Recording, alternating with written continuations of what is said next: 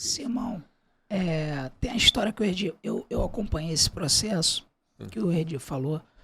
Eu já trabalhava há um tempo com futebol e eu vi você fazer uma espécie de uma revolução de tudo que eu já tinha visto dentro do futebol. Quando você chegou no Vasco, você chegou com o status de ser o doutor do treinamento de força. E a gente falava isso pra todo mundo. Chegou o doutor aí. E assim, a gente que te conhece sabe que, pô, tu é um cara coração pra caramba, tu é amigo e tal, mas tu tem a tua pose, a tua postura, que assim, e aí quem não conhece acha que e tal, e isso foi muito engraçado, assim, no bom sentido, porque eu vi você fazer uma das maiores revoluções que eu vi dentro de um clube de futebol. Você chegou na sala de musculação da categoria, fez isso, cara. Olhou e o Erdi todo feliz assim, né? Você tava todo feliz falando assim, cara, pô, ele vai achar maneira a sala. Pô, preparei tudo bonitinho aqui pro Simão e tal. Mesmo. A gente fez um esforço lá, organizamos a sala toda. O Sandro no primeiro dia, a gente tá falando de 2015. Ele não fala isso. Primeiro dia, a gente não tinha nada de escritório. A gente foi na Calunga, passou o cartão dele lá com R$1.000, comprou o escritório, e ficou por isso mesmo. Não tinha nada, né, cara? Assim, a gente tinha aquele envolvimento de amor, de paixão, né? Vamos fazer um trabalho legal. E a sala de musculação, a gente olhava, a base nunca teve uma sala tão organizada como aquela. Aí a gente vê a sala bonitinha. Bonitinha, cara, a gente preparou. O Erdi falou bem pra caramba de você, eu não te conhecia, pessoa. Quer dizer, eu tinha pouco contato com você. E aí o Erdi falou, cara, pô, vamos fazer tudo pro Simão. Cara, a gente preparou aquela sala com o maior carinho. Falou, pô, vamos trazer ele aqui pra ver o que ele acha. E tu chegou com aquela tua marra no bom sentido. Aquela marra no bom sentido. E aí tu olha pra sala e fala assim, cara, tá tudo errado. Joga esses fora. Aparelhos aqui vocês podem tirar. Não, ele falou pra jogar tudo. Pode jogar tudo fora, vende por quilo. Ele falou o seguinte... O Simão me chamava de Carlos, no mestrado. Porque assim, talvez o pessoal tá aí com a gente não tá entendendo a história. Eu fui aluno do Simão no mestrado e no doutorado. E na época do mestrado, eu terminei em 2013. Eu trabalhava já no Vasco, no Colégio Vasco da Gama, trabalhava no Vasco desde 2003, fazendo estágio. Só que em 2015 eu retornei pro futebol como fisiologista.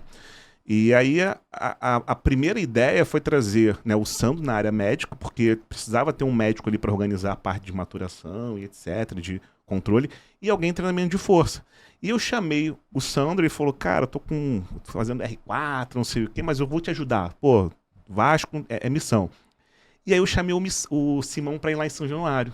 Aí eu falei, vou seduzir o Simão assim. É pelo coração. E acho que a tua cadela acho que tinha morrido, você tava numa fase que o cachorrinho morreu. E eu não queria trabalhar com futebol. Tu não queria, não. Você não tinha ideia. E não queria fazer pesquisa também com futebol. Não queria nada. Aí quando ele chegou em São Januário, eu levei ele pra sala de musculação. Eu falei, Simão, isso foi engraçado. Trabalha aqui. O Daniel tava na época lá com a gente. O Daniel vai trabalhar junto com o Daniel, pô, referência, tá lá com o Palmeiras. Um abraço, Daniel. A gente te aguarda aqui. Daniel, vai estar aqui, hein? Vai estar aqui. Tem que chamar o Daniel. Convocação. Não, e era o sonho trabalhar com esse quarteto. Depois o Daniel foi pro Flamengo e acabou fazendo, né, ajudando muito aí o Flamengo. E aí o Simão, falei, Simão, não temos como te pagar muito, a realidade é essa. A sala de musculação é essa, já vi que você não gostou. Cara, mas a gente precisa de você. Aí o Simão falou assim, Carlos, chama de Carlos. Olha...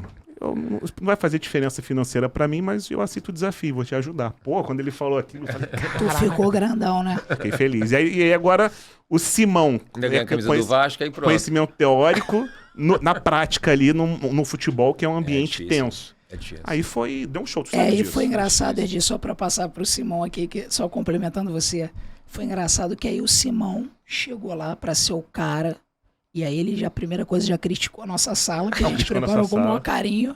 Aí eu fiquei olhando assim, cara, eu falei, tá bom, Simão, beleza. Isso é muito bonito, na ciência e tal. Mas eu falei, Simão, tu já parou pra pensar? Tu faz essa revolução toda, aí chega no final de semana, a gente perde 3-0 pro Flamengo. A casa caiu. Aí foi que o Simão começou a viver o que ia trabalhar com futebol, né?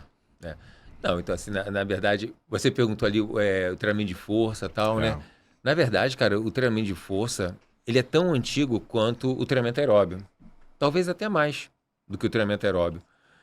A grande diferença é que o treinamento aeróbio ele foi muito desenvolvido cientificamente nos Estados Unidos. E o treinamento de força, ele foi muito desenvolvido na União Soviética, né? Que hoje é a Rússia e tal. Matveev, não? Esse pessoal todo, Zarsiovsky, Matveev, Verkhoshansky, né? Esse pessoal é tão antigo quanto um Cooper, o Kenneth Cooper, que desenvolveu o aeróbio. E que a seleção brasileira de 1970, ela utilizou o método Cooper. O Cooper dava o treinamento e ele foi muito promovido por causa da seleção de 70. Então, né? na verdade, assim, o americano, né, pelo frio, ele começa a fazer, ele faz muita atividade indoor, né? Ele para fugir do frio, faz muita atividade indoor.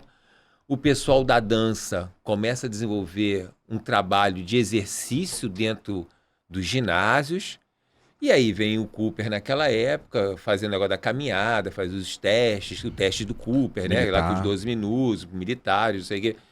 E aí, cientificamente, pela modelagem científica ocidental, o trabalho aeróbio ele começa a ter uma força já de publicação ali na década de 40 e de 50. O trabalho de força na União Soviética é tão antigo quanto, só que eles não seguiam aquela metodologia de pesquisa ocidental. Então, e o russo na época, o soviético, né? Porque a Rússia é hoje, né? Na época o soviético era fechado, cortina de ferro. Então, o que se desenvolvia ali dificilmente saía dali, né? E sempre teve essa guerra nas medalhas de ouro nos Jogos Olímpicos. Guerra Fria. Em que a União Soviética sempre foi primeira colocada. Né? E seguia ali a Alemanha, a Alemanha Oriental, com Leipzig também, que tinha os grandes laboratórios. Só que a pesquisa não era divulgada. A pesquisa na área de força ela só começa a ganhar impulso na década de 90, quando americanos, né, começam a se interessar. Na verdade, começa antes o interesse, mas a força de produção científica começa ali na década de 90. Então, muita gente acha que o treinamento de força ele é mais novo que o aeróbio. Não, na verdade, ele não é mais novo que o aeróbio. Na verdade, o tempo é praticamente o mesmo, né? É o que eu falo, acredito até que o treinamento de força seja até mais antigo. Só que a parte científica, ela aparece muito mais cedo no aeróbico que na força, né? E aí quando você fala assim, mas o que é importante? A força é importante? Cara, Sandro, as pessoas hoje podem inventar o nome que quiser, mas são 3 componentes da aptidão física: força, aeróbio, flexibilidade. Acabou. Mas a agilidade decorrente da força do aeróbio e da flexibilidade. Mas a velocidade decorrente da força e da... Entendeu? Então, assim, a base é sempre desenvolver força, aeróbio e flexibilidade.